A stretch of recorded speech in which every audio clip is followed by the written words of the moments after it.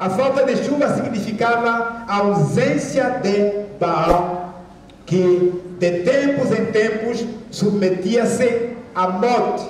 Morte, na verdade, era um deus da morte. Durante a estação seca, ele despertava e também despertava e posteriormente também morria. O que acontecia é que no tempo da seca ele desaparecia e ele então voltava outra vez no tempo da chuva. Então esse era o Deus Baal que eles consideravam. Então essa visão politeísta da realidade é que o profeta queria realmente desfazer, deitar por terra. Por isso que era necessário que houvesse um desafio no Monte Carmelo. Então esse profeta chamado Elias, ele adorava o único Deus, o Deus que vive, e ainda enquanto vivo pode negar tanto a chuva como o orvalho, porque ele que controla a natureza, ele que controla todas as coisas, é o Senhor que tem o controle de tudo e de todas as coisas. Então, esse conflito que existia era um conflito entre o culto a Yahvé e também o culto a Baal, que era promovido por Jezabel, a mulher do rei Acabe. Elias, como homem de Deus, ele promovia o culto ao verdadeiro Deus.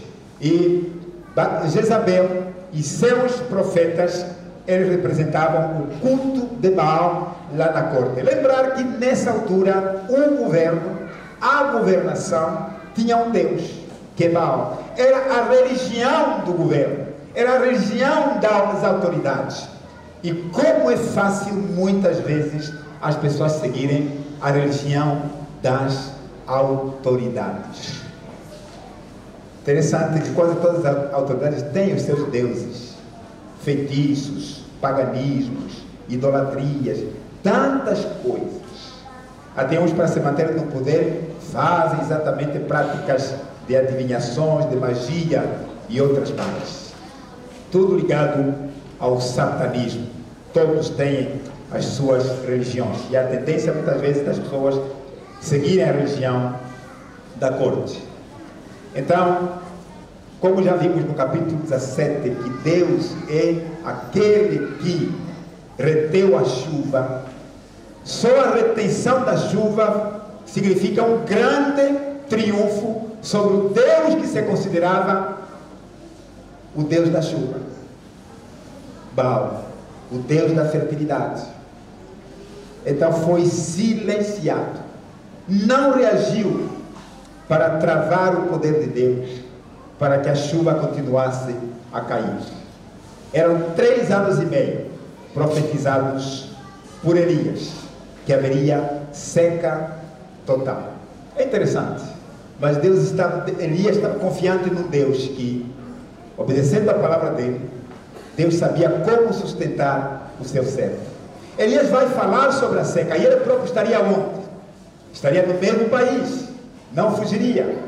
Mas Deus é fiel para até meio à seca, em meio às crises, sustentar aqueles que nele creem e aqueles que lhe obedecem, que obedecem a sua palavra.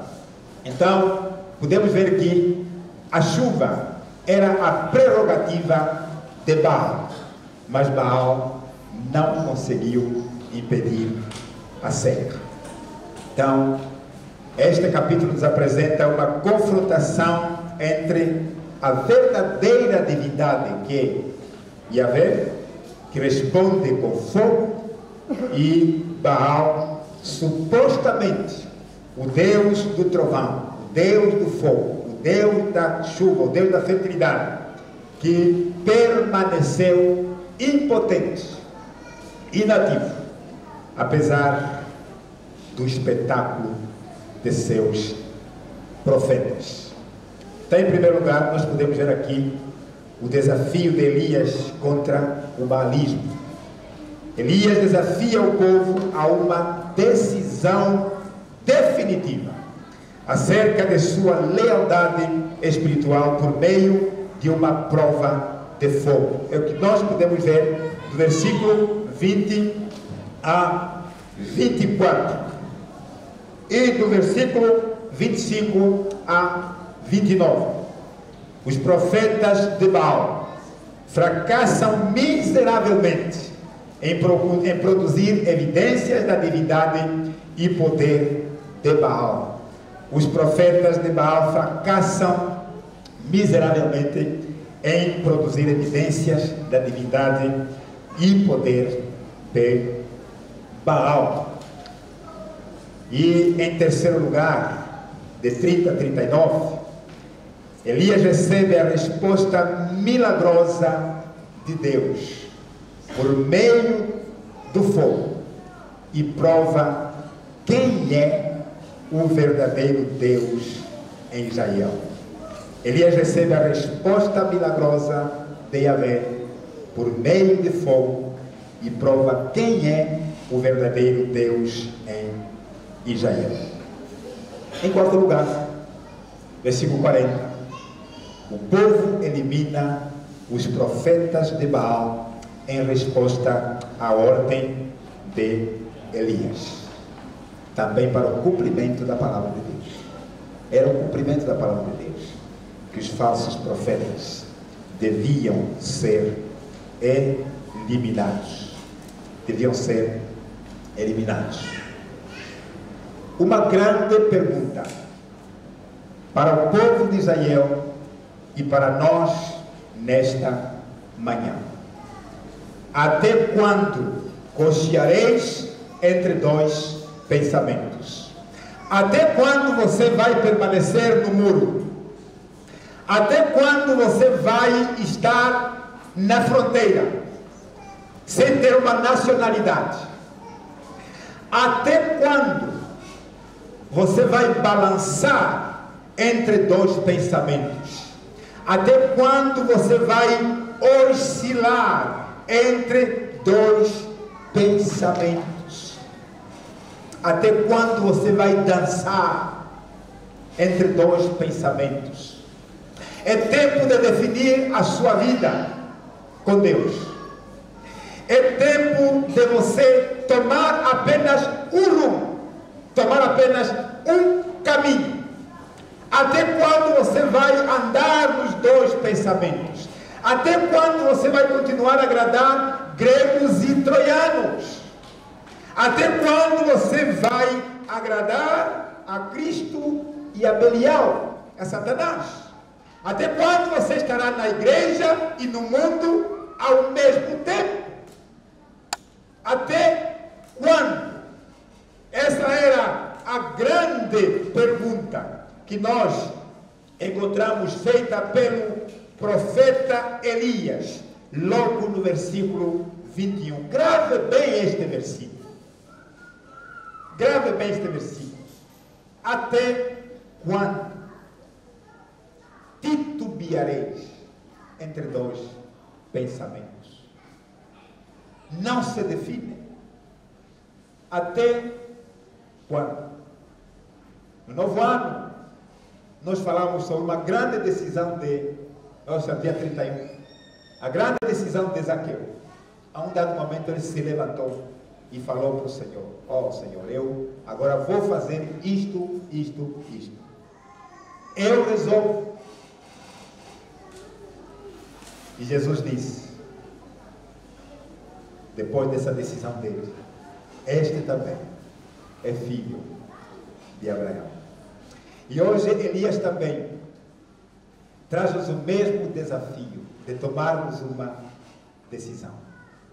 A quem realmente nós temos servido integralmente, de todo o coração, sem vacilar, sem oscilar, sem titubear entre dois caminhos, entre dois pensamentos. Ter só um só coração. Não apenas adorar a Deus com os lábios, mas com a vida. E demonstrar isso através de atos. Falamos isso acerca de Zaqueu, homem de coração grande, embora de uma estatura pequena fisicamente, mas ele tinha um coração grande, com grande imaginação, um homem que pensa, um homem que decide. Ganhou a visão do céu, com relação aos bens materiais, viu que não eram nada. E ele demonstrou isso, quando disse, não, eu vou devolver, restituir a quem eu roubei, e também vou dar metade dos meus bens aos pobres. A fé, as nossas decisões têm que ser demonstradas na prática. É o que Elias está trazendo nesta manhã para nós, e o que ele trouxe há muitos anos atrás para o povo de Israel, lá no reino do norte, em Samaria. Elias, seu nome significa o Senhor é Deus. Ele faz jus ao seu nome. Seu ministério corresponde realmente ao seu nome. Era alguém que vivia isso. É como que o sangue que pulsava em suas veias refletia: o Senhor é Deus. Por isso que ele tinha convicção de que era Deus que o levantou, era Deus que o mandou. Por isso ele dizia: tão certo como vive o Senhor Deus. Ele tinha um Deus que vive, não um Deus morto. E a palavra de Deus na boca dele, como disse a viúva, era verdade. A viúva disse: eu agora consegui ver. Você demonstrou isso, Elias, que a palavra de Deus na tua boca é verdade. Essa declaração é uma mulher que era gentia. Era uma mulher que nunca conhecia a palavra de Deus. Mas nesse breve encontro que teve com Elias, ela viu isso. Elias, como já dissemos, profetizou no reino do norte, lá em Samaria, nas 10 tribos.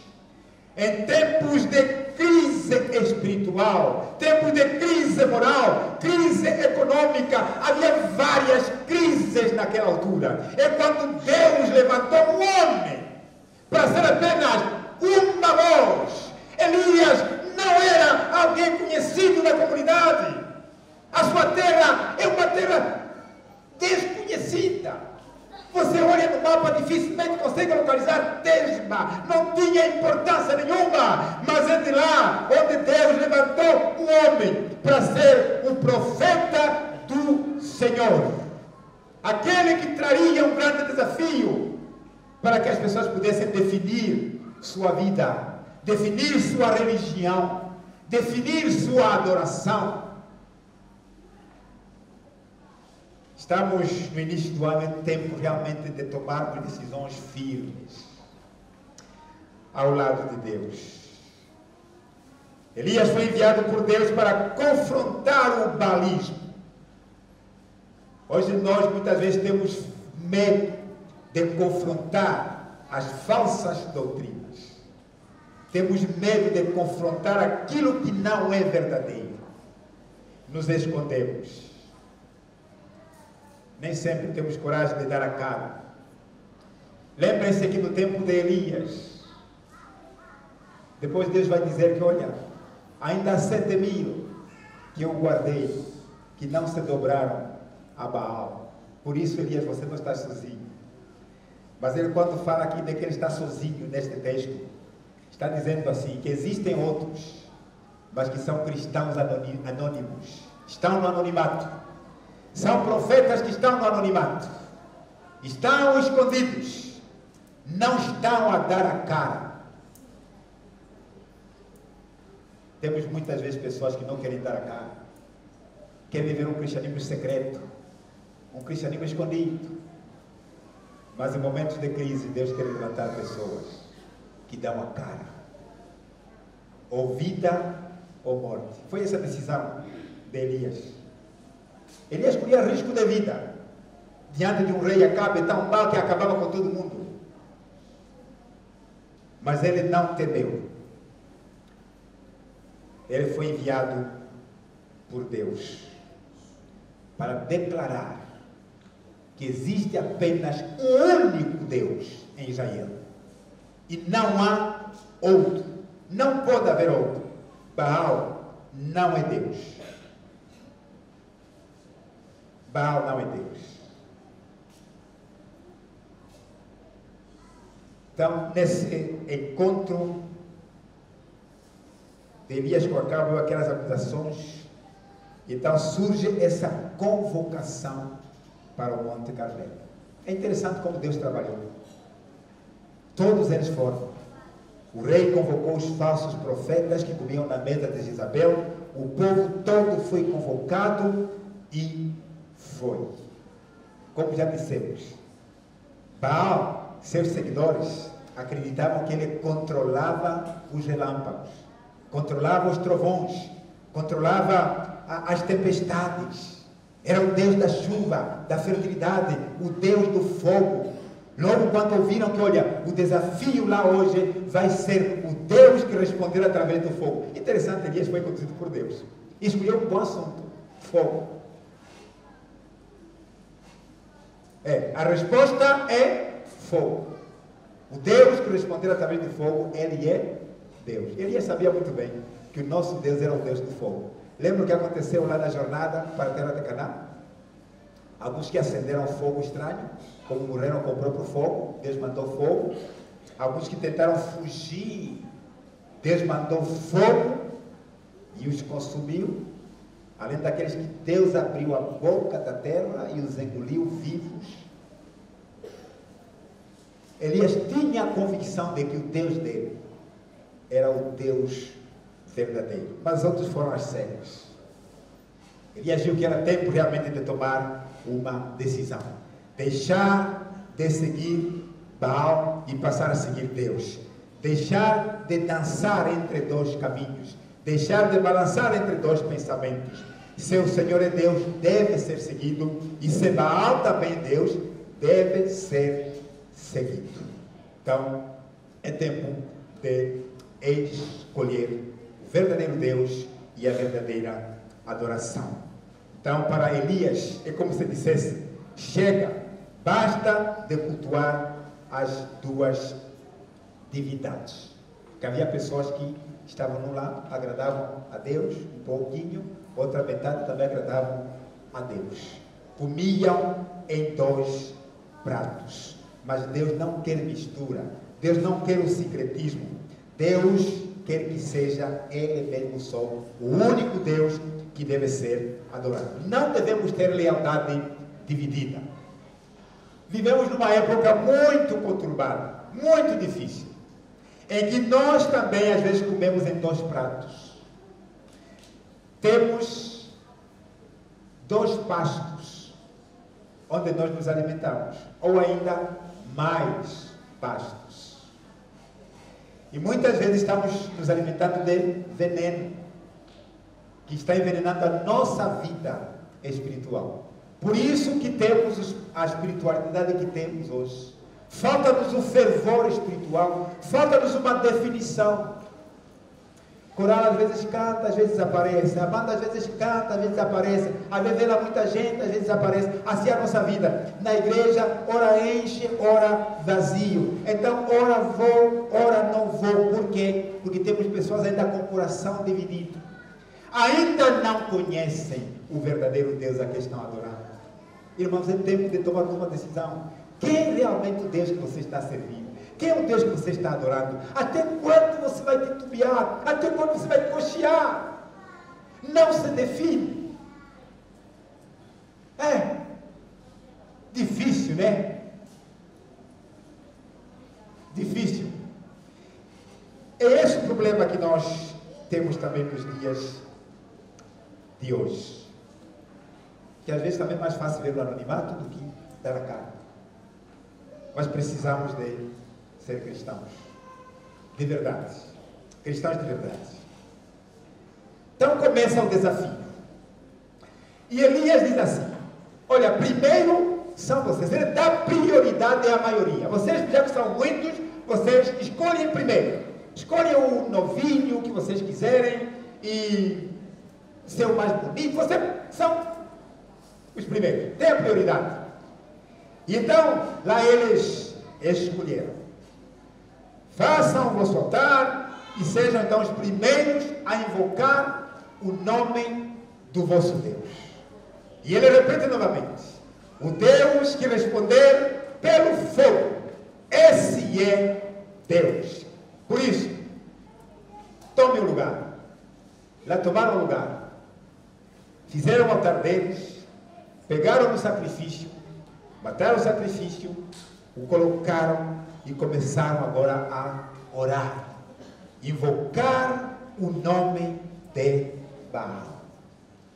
De manhã até ao meio-dia, Deus Baal não ouve, não vê, não sente.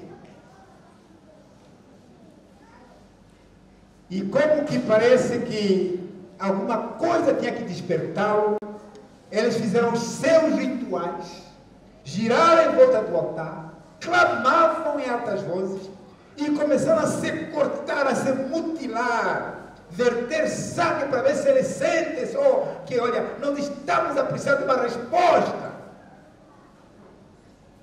Lá se retaliavam com sangue e Baal nada. E então Elias aparece para zombar deles. Olha, quem sabe ele está de viagem. Há um Deus que viaja, quando viaja está ausente. Esse Deus é um Deus limitado, é um Deus muito falso e pequeno demais. Esse Deus só tem que ser tipo homem. Olha, às vezes está dormindo, está de repousar. Às vezes está atendendo algumas outras necessidades que ele não pode nos atender neste momento. Clame mais alto. Porque se está dormindo, se você gritar mais, é você que ele acorda. Lá fizeram os seus rituais, mas a palavra de Deus diz que ninguém respondeu. Ninguém respondeu. Então, desde manhã até o meio-dia, Baal, responde-nos. Porém, não houve voz. Ninguém respondeu. E eles pulavam em volta do altar que haviam feito. Eles gritavam conforme o seu costume. Há religiões que o costume deles é gritar. Porque o Deus deles é surdo. Tem que gritar mesmo. Há religiões assim. E esse debate também é assim. Às vezes precisa ter muito cuidado, né, com esses gritos. Pode ser que você também esteja ligado ao baalismo. Às vezes essa é a tua religião. Nosso Deus não é tão surdo assim que ele não ouve. Ele até vê o coração mesmo em silêncio profundo. Ele vê, porque ele é Deus. Então, às vezes esteja dormindo, precisa que o acorde. Lá se retalhavam com lanças, até verter sangue. Mas não houve voz, versículo 29, ninguém respondeu, nem atendeu, até ao meio-dia. O vosso tempo agora acabou. O vosso tempo acabou. Se não responde até aqui, o vosso tempo acabou. Não é pelo fato de continuarmos até a noite que ele vai responder. O Deus verdadeiro não precisa ter de horas, nem de minutos. No abrir e fechar de olhos, ele responde quando é da sua vontade. Ele é Deus. Ele ouve as orações. Então agora, depois de passar a parte desses falsos profetas, que eram tantos, mas o Deus deles não respondeu, então chega agora a vez de Elias. Então o sacrifício de Baal, a despeito de tantos gritos e atitudes, não resultou em nada. Deus deles não respondeu. O verdadeiro Deus vai responder com fogo, conforme a sua palavra. Lá em Levítico capítulo 9, versículo 24, a palavra mostra que Deus é o Deus do fogo. É interessante lembrar isso. Levítico 9, 24. Antes de entrarmos na parte de Elias, é importante lembrarmos isso. Pois saiu fogo de diante do Senhor e consumiu o holocausto e a gordura sobre o altar. Ao ver isso, todo o povo gritou de alegria e prostrou-se com o rosto em terra. Amém? Não era a primeira vez que Deus responde com fogo. Isso foi através de Moisés. Deus consome o holocausto, o sacrifício que lhe agrada. Então aqui podemos ver agora a resposta do verdadeiro Deus. Primeira coisa que Elias fez, a aproximação do povo. Temos que estar juntos, irmãos. Não podemos estar separados um do outro. A comunhão faz força. A unidade traz a força. A unidade traz poder. Precisamos de estar juntos. Era preciso o povo se aproximar, não estar distante. Aproximou o povo. Aproximem-se. Chegai-vos a mim. Como Deus disse, chegai-vos a mim, e eu me chegarei a vós outros. Elias reparou o altar do Senhor. Ele restaurou o altar, porque estava em ruínas. Alguém pergunta, mas quem é que construiu esse altar que agora estava derrubado? Estava em ruínas. Possivelmente algum adorador fiel ao judaísmo, teria feito esse altar lá no Monte Carmelo, porque não era normal no Monte Carmelo alguém construir um altar. Eram mais os deuses, os falsos deuses, é que tinham esses altares lá, nesse monte. Então, Elias restaurou o altar. Irmãos, nós precisamos de restaurar o altar das nossas vidas para um encontro verdadeiro com Deus. Restaurar os nossos altares para uma verdadeira adoração. Muitos altares das famílias, das pessoas individualmente estão em ruínas. Precisam de ser restaurados. Por isso que muitas vezes oramos e Deus não ouve. Porque o altar está abandonado, está velho, está em ruínas. Precisa de ser restaurado. É isso que Elias fez. Apanhou ou ajuntou 12 pedras. O que é que isto quer dizer? 12 pedras que simbolizam a nação de Israel. Elias estava dizendo assim: nós aqui somos 10 tribos que representam o reino do norte, mas o nosso Deus não está dividido. A sua aliança, ela foi feita para com os filhos de Jacó, que são 12 tribos, e Elias estava unindo a nação espiritualmente ao torno do Deus verdadeiro. Tanto os que estão em Judá como os que estão em Israel, o nosso Deus não está dividido. Ele continua a ser o mesmo Deus. Por isso, em representação, tragam aqui 12 pedras, porque nós somos diante de Deus uma nação unida.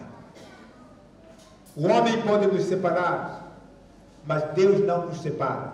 Continuamos sendo filhos de Israel, 12 tribos aos olhos de Deus, de hoje e para sempre. Nem Acabe nos divide, nem os outros reis de Judá podem nos dividir. Irmãos, são passos para um verdadeiro milagre. São passos para Deus responder às nossas orações. São passos para nós prestarmos uma verdadeira adoração que agrada ao Senhor nosso Deus. Cavou ao redor do altar uma vala ou uma valeta. Arrumou a lenha, depois de restaurar o altar, arrumou a lenha, cortou o novilho em pedaços para o sacrifício. Encheram 4 jarras com cerca de 12 litros de água, cada jarra. Imagine. E em seguida jogaram essa mesma água, sabe aonde? Por cima da lenha e do holocausto, para que cientificamente não haja nenhuma possibilidade de uma combustão que venha provocar fogo, combustão da terra que venha provocar fogo. Por isso, tudo que venha criar suspeita de que talvez o fogo não vem de Deus, seja eliminado já antes. Por isso, jogaram 4 jarros de água por cima da lenha e do holocausto. tudo molhado. É o que a Bíblia diz, que a água começou a verter nessa vala aqui. E fizeram isso quantas vezes? 3 vezes. Muito obrigado para aqueles que estão atentos na Bíblia. 3 vezes. É para que os profetas de Baal dissemos que não. Nós até não colocamos água, mas mesmo assim, não houve resposta. Não houve resposta. Então fizeram isso. E depois disso, sabe o que Elias fez? Uma oração simples. Não foi preciso da manhã até as 9 horas. Não foi preciso. Não foi preciso. Uma oração simples, mas uma oração que realmente marca a diferença. Marca a diferença. Porque Elias fez tudo de acordo com a palavra do Senhor. Não é? Pegou 12 pedras, não é? E com as 12 pedras edificou o altar em nome do Senhor. Depois fez ao redor do altar uma cova, uma vala, onde podia semear 2 medidas de semente. Então armou a lenha, dividiu o novilho em pedaços, colocou sobre a lenha e disse: enchei de água 4 cântaros e derramai sobre ele o sacrifício sobre a lenha. Disse ainda: fazer segunda vez, fazer primeira vez, segunda vez, fazer terceira vez. E fizeram a terceira vez. O povo também estava a cooperar, porque agora estavam juntos, estavam a obedecer a voz do servo de Deus. Está vendo como é que é a cooperação aí? Nós às vezes alguém fala, o líder fala, você não ouve. O líder fala, você refira. Não coopera. As bênçãos não caem. As bênçãos são retidas. Porque nós muitas vezes também não estamos a cooperar com Deus. Ouvimos a voz de Deus. Através dos líderes. Através dos irmãos que Deus escolheu. Mas nós não obedecemos. Estamos a impedir as bênçãos de Deus para a nossa própria vida. Então, depois, encheu de água também a cova. Quando chegou a hora do sacrifício da tarde, de acordo com a lei, no templo, mesmo em Jerusalém, depois que construíram o templo, havia a hora do sacrifício da tarde. Era aquela hora que se fazia esse sacrifício. Ele não fez um horário errado. Ele fez tudo de acordo com a palavra de Deus. Na hora do sacrifício da tarde, o profeta Elias se aproximou do altar e clamou: ó Senhor, Deus de Abraão, de Isaque e de Israel, seja manifesto hoje, seja manifestado hoje, que o Senhor é Deus em Israel. Primeira oração. Segundo assunto da oração, e que eu sou teu servo. Senhor, prova também isso, que eu não sou como os servos de Baal, falsos, mas que eu também sou teu servo, e que tenho feito todas essas coisas conforme a tua palavra. Aleluia. Onde somos miseráveis, porque nós não fazemos as coisas de acordo com a palavra. Não andamos de acordo com a palavra, nós andamos de acordo com a nossa palavra. Nós andamos de acordo com as nossas ideias carnais, com os nossos sentimentos, não obedecendo à voz de Deus. Por isso nós temos uma vida espiritual miserável, longe de Deus, longe, muito longe.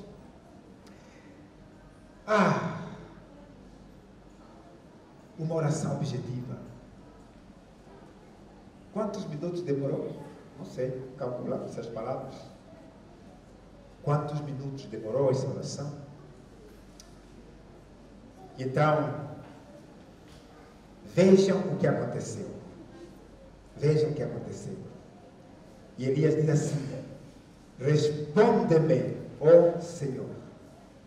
com um único propósito: para que este povo reconheça que tu, ó Senhor, és Deus,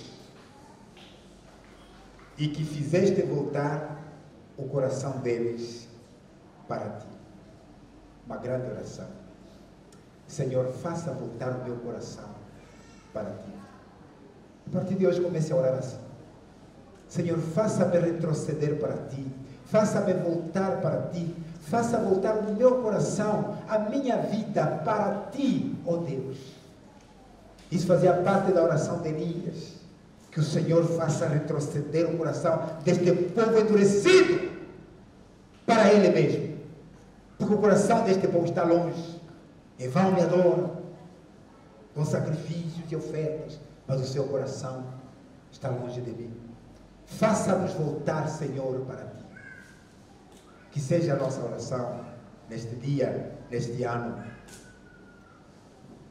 E então caiu fogo do Senhor. Nota essa palavra, esta frase: caiu fogo do Senhor. Não é qualquer fogo. O fogo é do Senhor. E ele vai explicar por quê. Que o fogo não é artificial. O fogo não é fabricado. O fogo não foi inventado. Não foi magia, não. É o fogo do Senhor. Porque ele veio do Senhor, veio do alto. Veio em resposta à oração do servo de Deus, Elias. Observe o que realmente aconteceu. Alguns pormenores que às vezes quando a gente lê rapidamente parece que não entendemos. Mas veja o que aconteceu no versículo 38. 38. Então caiu fogo do Senhor. E esse fogo fez o quê? Consumiu o sacrifício. Isso significa que Deus aprovou o sacrifício. Esse é um sacrifício vivo, santo e agradável ao Senhor. Que as nossas vidas sejam este sacrifício que pode ser consumido para que seja agradável ao Senhor. Depois de consumir o sacrifício, veja só o que aconteceu. Veja só o que aconteceu. Grande milagre. A Bíblia diz que consumiu também a lenha. A lenha toda foi consumida. Mas um outro milagre ainda, porque é mais fácil queimar a lenha. Eu posso, você também pode. Mas consumir as pedras, você já experimentou uma vez? Queimar as pedras. Se fosse no Quimbo, iríamos dizer aquelas pedras que você até vezes coloca para colocar a panela. Cozinha anos e anos, a pedra nunca se consome. Você já consumiu as pedras e as pedras foram consumidas e sumiram, desapareceram. Todas elas queimaram, desapareceram, ficaram cinzas. Já as pedras foram consumidas. Consumiu a terra. E ainda secou a água que estava na cova. Secou a água que estava no vale. Na vala.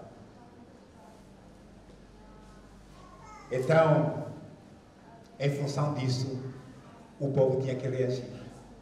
É bonito quando a gente vê o povo da Bíblia reagindo. Mesmo que não permaneceram fiéis, muitas vezes falhavam, pecavam, mas muitas vezes eles reagiam. Ou todas as vezes, pelo menos reagiam à palavra de Deus. Às vezes positivamente, às vezes negativamente. Mas aqui o povo reage positivamente. Positivamente. Então, todos viram o milagre. Todos que estavam ali. E o que a Bíblia diz, todos caíram prostrados, com o rosto em terra, em adoração ao verdadeiro Deus. E sabe qual foi o clamor? Qual foi o grito? O Senhor é Deus. O Senhor é Deus. Para dizer que Baal é falso. Baal não é Deus. O povo deixou de titubear entre dois pensamentos, de cochear entre dois pensamentos. Passou agora a adorar o verdadeiro Deus. Pero naquele dia tiveram que tomar essa decisão.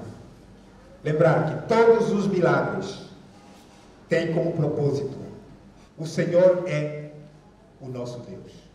Que isso se saiba em toda a terra, que o Senhor é Deus.